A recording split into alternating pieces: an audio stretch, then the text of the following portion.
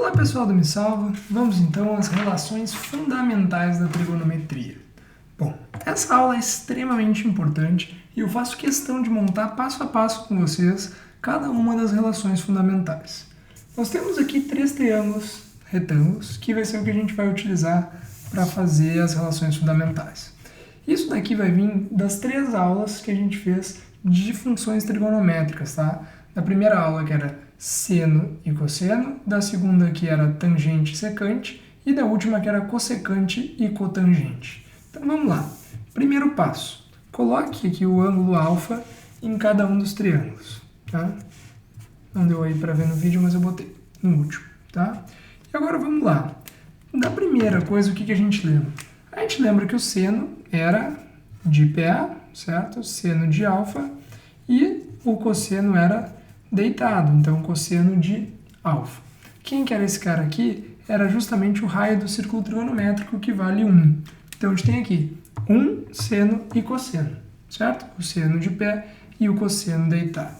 Na próxima relação, o que a gente tem que lembrar? Nós temos que lembrar que nós tínhamos o quê?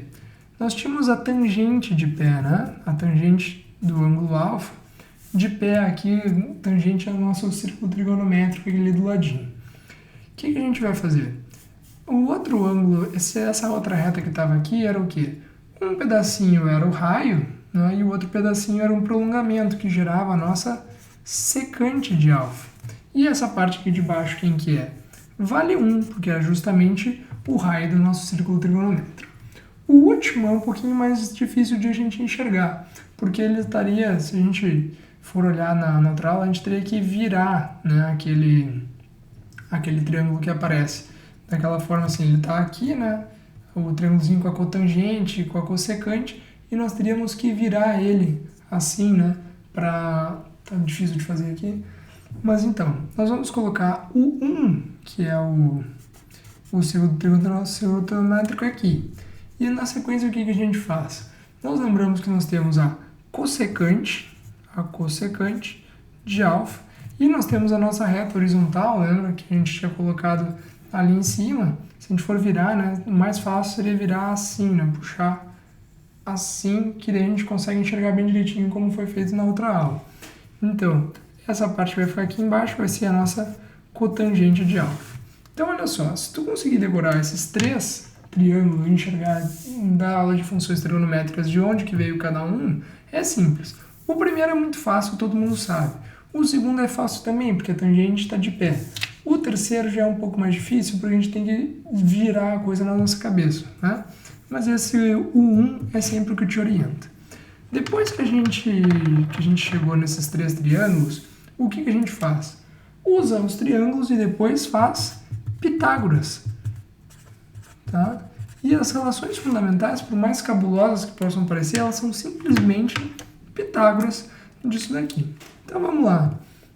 Primeira, né? Hipotenusa ao quadrado, que vale 1, igual a seno elevado ao quadrado mais cosseno elevado ao quadrado. E eis que nasce uma das relações mais importantes que a gente tem na trigonometria, né? Isso daqui aparece o tempo todo.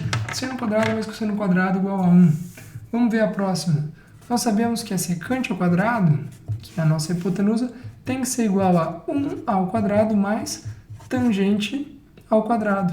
Eu estou colocando aqui de x, tá? Mas aqui tá alfa, tá? Mas eu estou colocando x porque é justamente como aparece na maioria dos livros, etc, tá? Então, a gente tem aqui secante de x é igual a 1 ao quadrado mais tangente ao quadrado, certo? E agora o que a gente vai fazer? A última.